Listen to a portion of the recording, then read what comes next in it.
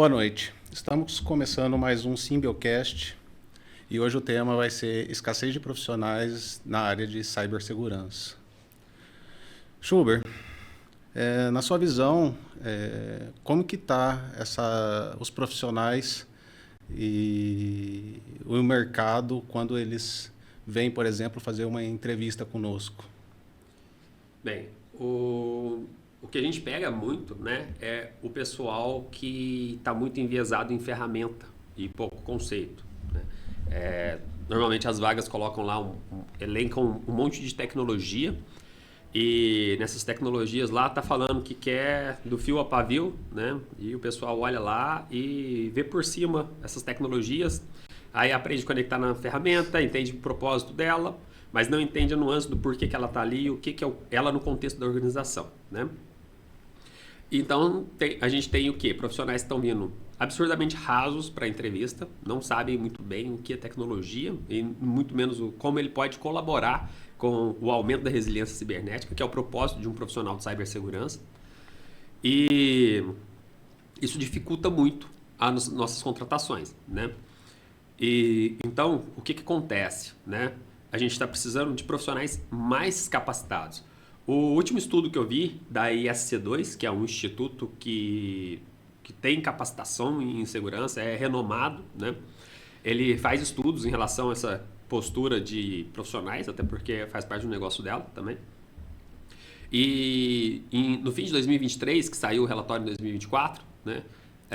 A gente estava com déficit de 4 milhões de profissionais de cibersegurança a nível global, né? Eram, se não me engano, 231 mil profissionais só no Brasil. E nós temos vagas, né? A gente tem muita vaga e não tem os profissionais capacitados para isso. E tem muita gente desempregada. Então a gente está com uma desconexão em algum lugar, né? A gente tem muita gente procurando emprego e muitas vagas em aberto. Isso é a incapacidade de preencher a vaga com os critérios técnicos. A gente tem um problema em cibersegurança, né? A gente não tem condições de absorver um cara que está começando se a gente está com uma operação apertada. Então, a gente tem que ter fôlego para adotar alguém e capacitar essa pessoa. Isso leva tempo, ainda mais em cibersegurança se a gente estiver pegando alguém que nem é de tecnologia. Eu costumo dizer que a cibersegurança ela é um composto do que você está aplicando da sua base de conhecimento técnica num viés de segurança. E isso é a cibersegurança. Então você tem que ter uma bagagem técnica e uma bagagem de segurança para enviesar isso em cyber, né? Obviamente são poucos profissionais que conseguem atender essas vagas. E é isso que o mercado está pedindo, né? É esse profissional que está sendo procurado.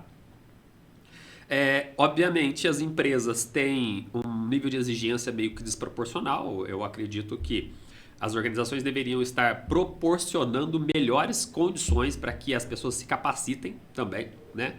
Já que é um problema sério a questão de preencher vagas.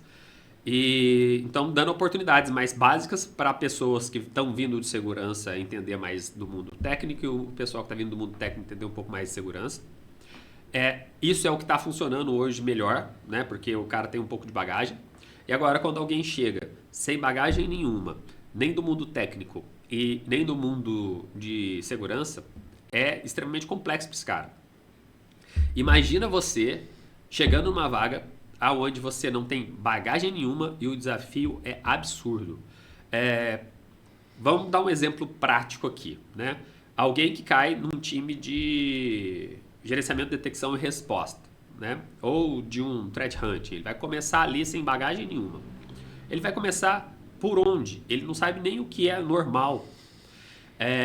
Por exemplo, quando ele vê uma injeção de processo dentro de um executável de um RDP, por exemplo, ele não sabe se aquela injeção de processo é algo real ou se aquilo é algo malicioso.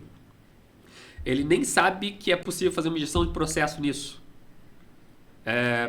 Então, obviamente, estou dando um caso um pouco mais complexo de ser tratado, né? É diferente, por exemplo, de quando você toca no processo do LSAS.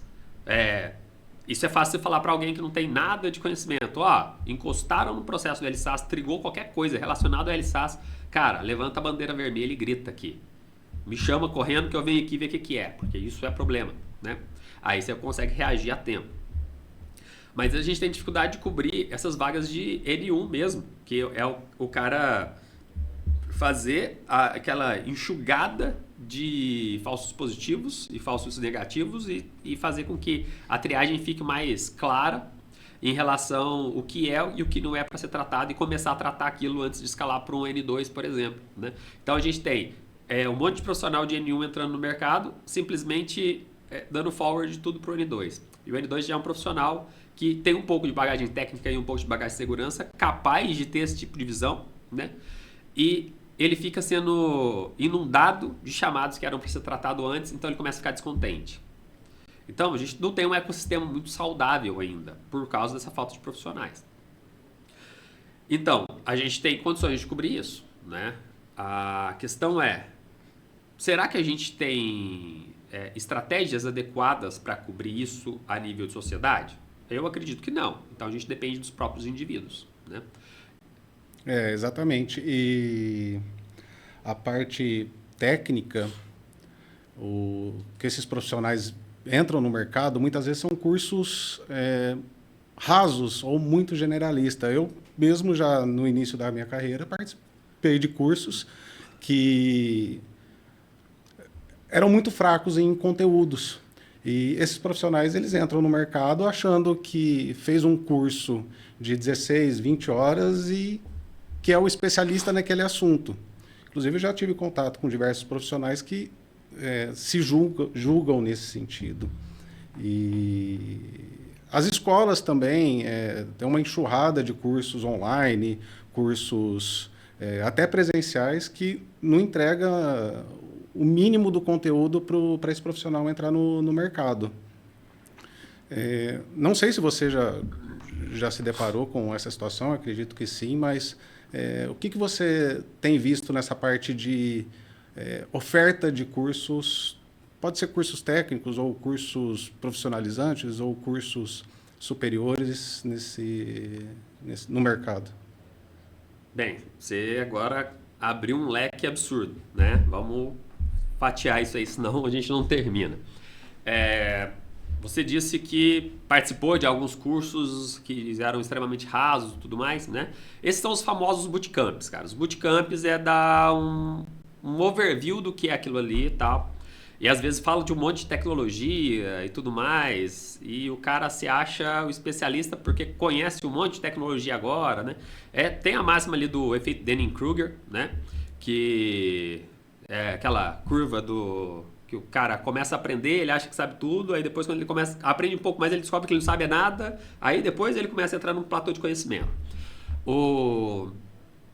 E isso acontece em todo mundo, em todas as esferas e de formas diferentes, né? O mesmo indivíduo tem nuances diferentes com esse efeito em vários temas. Então, por exemplo, quando eu estou aprendendo algo em relação à tecnologia, eu não sofro mais com esse efeito. Eu já descobri que eu não sei nada de tecnologia, então eu estou satisfeito com isso, né? Agora, quando eu estou em alguma coisa que não é muito minha área, chega um momento que eu acho que eu estou entendendo aquilo ali. E, na verdade, eu não estou entendendo nada, né? Alguém que realmente entende me engole, no final das contas, né? Não tem jeito.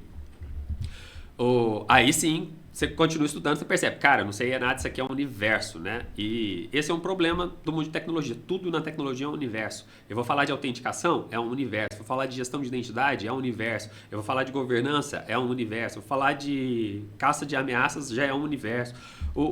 Então, tudo é um universo à parte. E imagina um cara que está entrando agora no mercado de trabalho, um cara novo aí, 20 anos, né?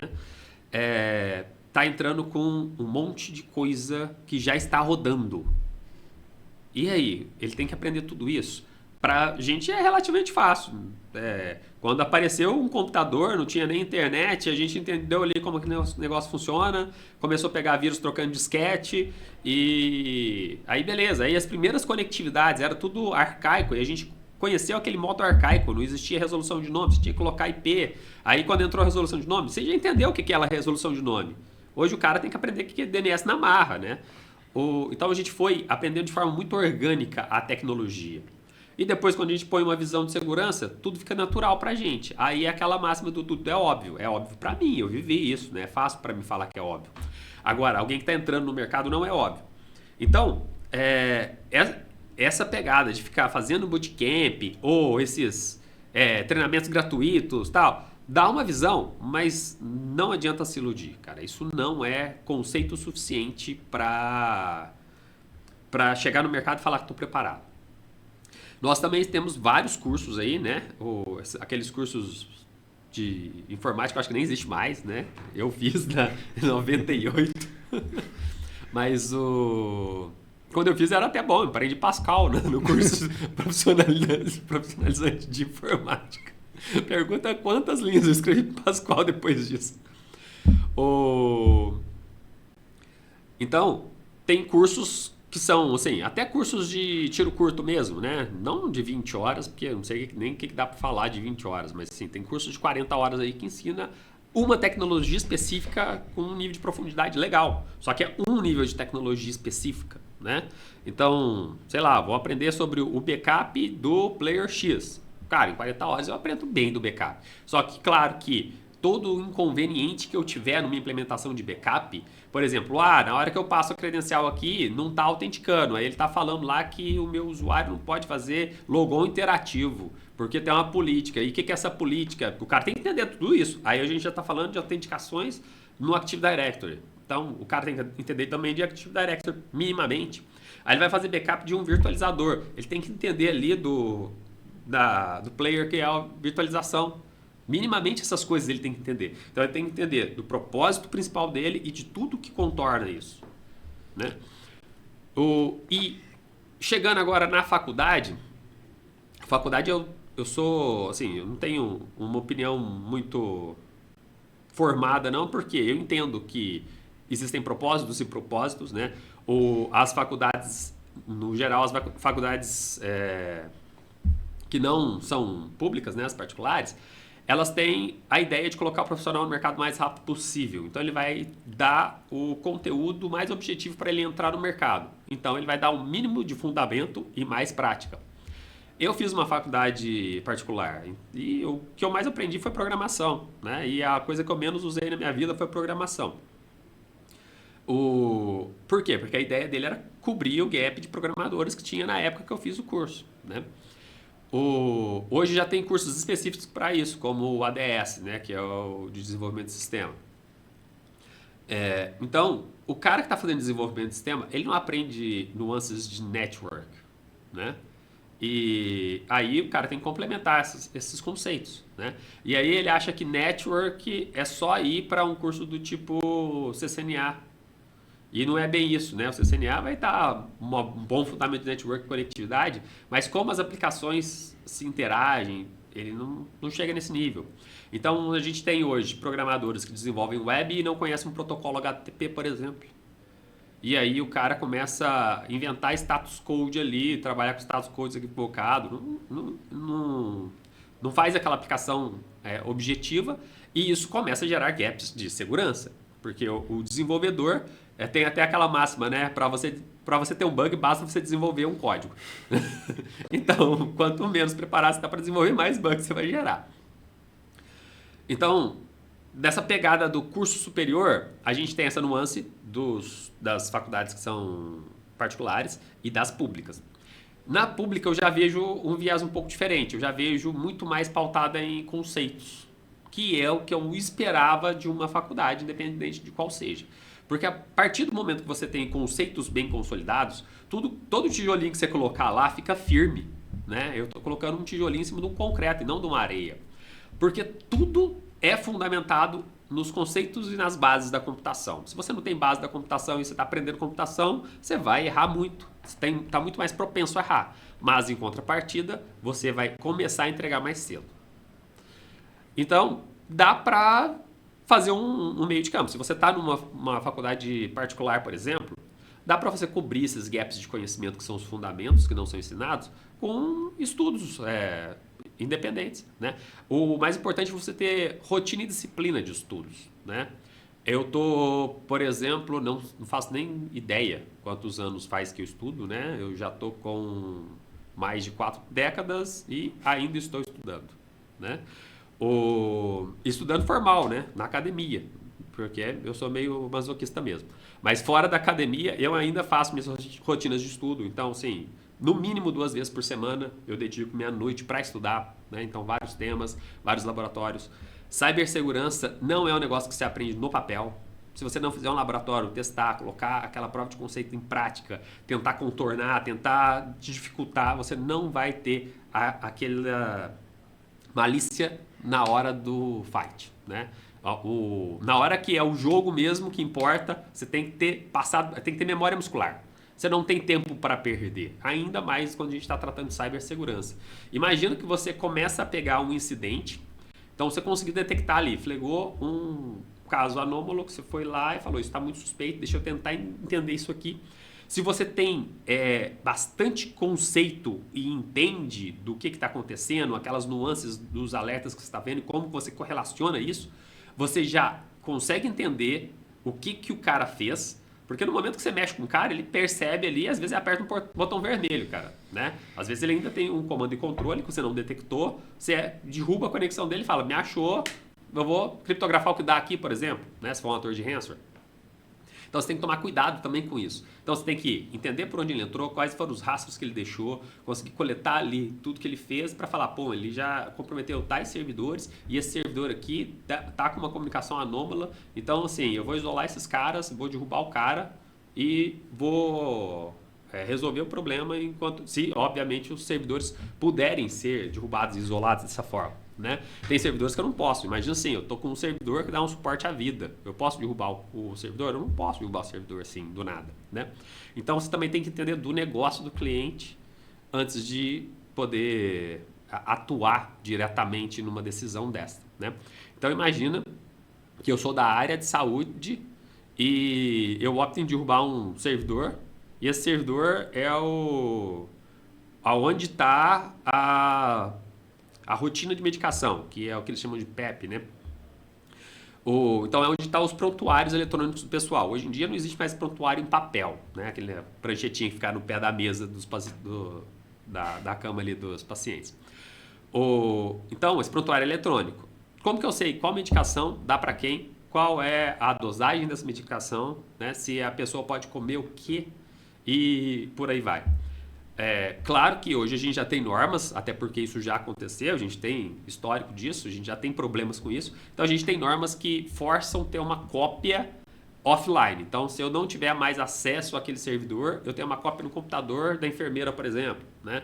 Então isso é alguma forma de você minimizar os impactos de deixar um servidor offline. Mas você que é de cibersegurança, conhece essa operação do time de enfermagem? Provavelmente não, né?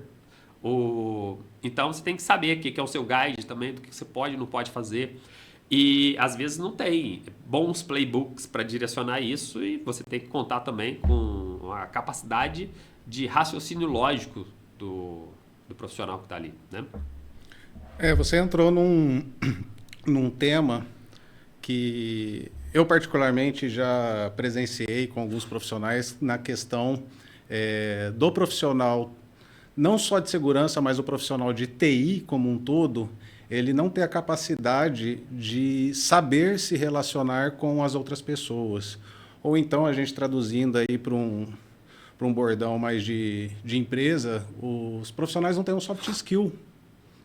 Eles são muito bons técnicos, mas não sabem traduzir aquilo para a linguagem da pessoa que ele está conversando. Por exemplo, detectou alguma ameaça numa aplicação e ele precisa conversar com o desenvolvedor. Ou então ele precisa conversar com alguém de uma área administrativa, onde a pessoa da área administrativa não entende nada de TI, não entende nada de segurança. E esse é um gap que eu vejo bastante, não saber conversar, não saber traduzir aquela linguagem técnica, mesmo o profissional sendo muito bom ali no bit a bit, mas ele não sabe introduzir e muito menos conduzir uma conversa. E o que eu vejo também é temas de segurança ficarem parados ou não conseguir andar por conta dessa defasagem nas habilidades de comunicação, interpretação que os profissionais de TI e segurança têm para lidar com as outras áreas administrativas, né? Não sei se você já teve provavelmente sim, alguma experiência nesse sentido, mas qual a sua opinião? Então, eu vou te ser bem sincero, né? Quando eu comecei a trabalhar em tecnologia, eu comecei justamente porque eu pensei que eu ia ser aquele cara que trabalharia no CPD, lá no fundo da empresa, sem ninguém me incomodar. E nos primeiros anos da minha vida corporativa foi assim, pelo incrível que pareça, né? Trabalhava numa salinha isolada e quando eu tinha que fazer a atualização no sistema, eu só mandava mensagem, vou atualizar o sistema daqui 10 minutos, não quero nem saber. Aí eu botava o exec da atualização do sistema, levantava, ia lá buscar o café, todo mundo puto, porque eu derrubei todo mundo, né? E assim, eu era um péssimo profissional, né? Por quê? Eu não estava preocupado com o negócio. Eu nunca tive nenhum problema em tecnologia nessa época, né?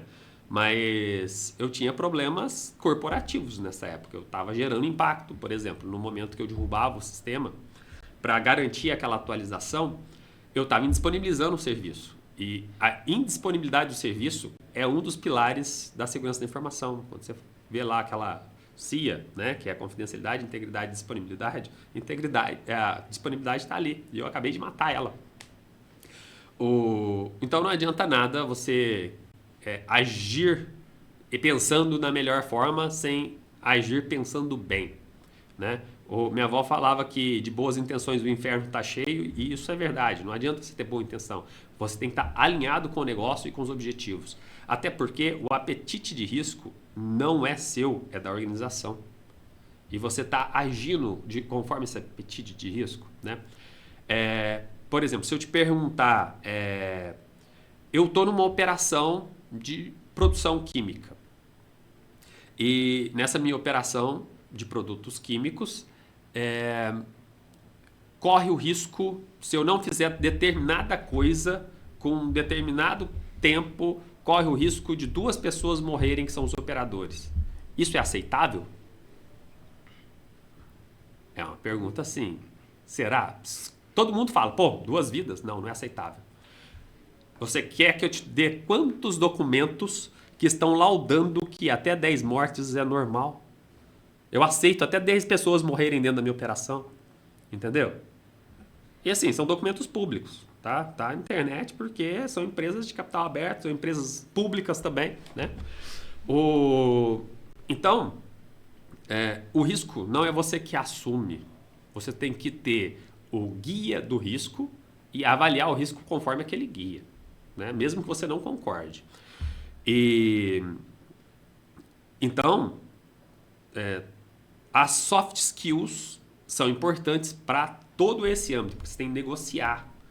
Você vai ter que falar com as pessoas, entender o caso, né? Entender os problemas. Vamos colocar aqui, como que a gente está falando de gap de profissionais de segurança, vamos colocar numa realidade de quem está entrando agora no mercado, né? Normalmente, o pessoal que está entrando no mercado é para fazer o atendimento final com o público, né? E esse atendimento final é falar com os clientes direto, né? O que é um cliente de tecnologia? É quem trabalha na sua organização. Você trabalha numa empresa de varejo e tem um monte de ponto de venda. Aquele cara que está no ponto de venda, que é vendedor, né? Não sabe nada de tecnologia, vai pegar o telefone, te ligar e falar, não estou conseguindo fechar a venda. Tá dando erro aqui e tal, né? E ele não consegue ler o que está escrito na tela para você. E é dessa forma mesmo. Você tem que entender isso, tem que entender o lado da pessoa e ser capaz de conduzir ela para que ela te dê os insumos necessários que você possa ajudar ela. E é difícil isso, mas você pode ser o melhor profissional do mundo. Se você não estiver disposto a isso, você não vai conseguir resolver o problema dela da melhor forma possível. Então, você não vai ser um bom profissional no fim das contas, apesar de ter o melhor conhecimento do mundo, né? O que eu aprendi? A maior habilidade que você tem que ter como um profissional de cibersegurança é a capacidade de comunicar bem. Agora vamos subir um pouquinho a esfera. Vamos falar do pessoal que já está na parte de gestão. Essas pessoas são as pessoas que têm que comunicar as coisas para o pessoal que está em cima, que é a gerência, o board, não sei como que é a sua hierarquia ali, e garantir que o pessoal está de baixo atenda tudo conforme as orientações que é os objetivos da organização, né? Então você tem que fazer essa tradução. Então, se você não consegue fazer com que as pessoas que são seus subordinados entendam quais são os seus objetivos, você não vai ter uma boa atuação técnica. E se você não consegue conversar com o board para mostrar quais são os riscos e os problemas, você nunca vai conseguir vender projetos. Então, eu estou cansado de ver, assim, a gente trabalha com consultoria, então a gente não faz a venda direta para o board, a gente acaba negociando com o pessoal de tecnologia e eles têm que subir essas propostas para o board. E muitas propostas importantes que diminuem muito o risco da organização não vão para frente porque eles não conseguem sustentar o valor desses projetos, né? Porque cyber é aquilo, você está deixando de acontecer algo. Então, como você mensura isso? E as pessoas não têm essa capacidade de mensurar, não conseguem usar ferramentas adequadas para mostrar esse retorno de investimento. Então, acaba perguntando lá para o ChatGPT como que faz alguma coisa, só para o board. O board fala do negócio de forma muito clara e direta. Então, se você começa com lenga-lenga ali de ChatGPT, cara, o cara já te corta na hora, né? Então, é isso, a capacidade de comunicar e usar bem as ferramentas que você pode lançar à mão, né? Então, sim, se você pode agregar todo esse conhecimento técnico, abstrair ele e falar orientado a negócio com o board e pegar o conhecimento do board de negócio, traduzir isso para objetivos técnicos para o seu time, você vai fazer com que esse time decole, né? Mas isso também não é muito fácil, não. Então a gente tem... Mas o nosso maior problema é começar no mundo de cibersegurança. Então é justamente a fase de comunicar mesmo, inclusive com os próprios gestores, né? Tem gente que tem medo de falar que está desconfortável com determinada tecnologia, como se ele tivesse a obrigação de saber de tudo. Ou tem gente que não consegue comunicar de forma clara os problemas que ele está encontrando. Então, as pessoas entendem de forma equivocada isso, né? As pessoas têm que aprender a ter mais assertividade, a saber comunicar, fazer e garantir que a contraparte entenda o que você está falando, e quando a contraparte estiver falando algo que você não consegue entender bem, garanta que ele vai mudar a forma de comunicação para que você consiga entender isso. Isso é a tal de assertividade. Não tem nada a ver com acertar, fazer bem feito, tá? Então, aprenda a ser assertivo de forma correta. Esse foi mais um Symbiocast. Nos vemos no próximo episódio.